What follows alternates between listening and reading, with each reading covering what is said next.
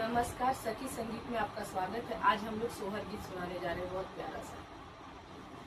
राजा जी खजनवा दे दा, राजा जी खजनवा दे दा, रानी जी गहनवा दे दा, रानी जी गहनवा दे दा। बाजी ना मजीरा ऐसे हीरा रतनवा दे दा, राजा जी खजनवा दे दा, रानी जी गहनवा दे दा, राजा जी खजनवा दे दा, रानी जी गहनवा दे दा।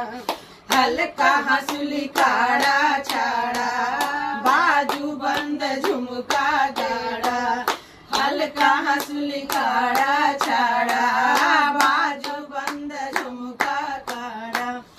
इहे आर मनवा अपना कान के अरनवा दे दा, राजा जी खजनवा दे दा, रानी जी गहनवा दे दा, राजा जी खजनवा दे दा, रानी जी गहनवा दे दा। पाँव के पजनिया दे दा, कमर कर धनिया दे दा, पाँव पे धनिया दे दा, कमर कर धनिया दे दा।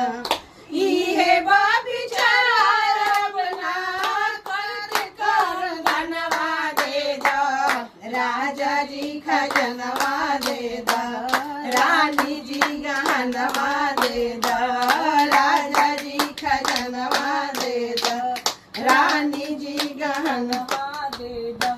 हमरा त कुछ नाही चाही, एक मंगनवा मांगी, हमरा त कुछ नाही चाही, एक मंगनवा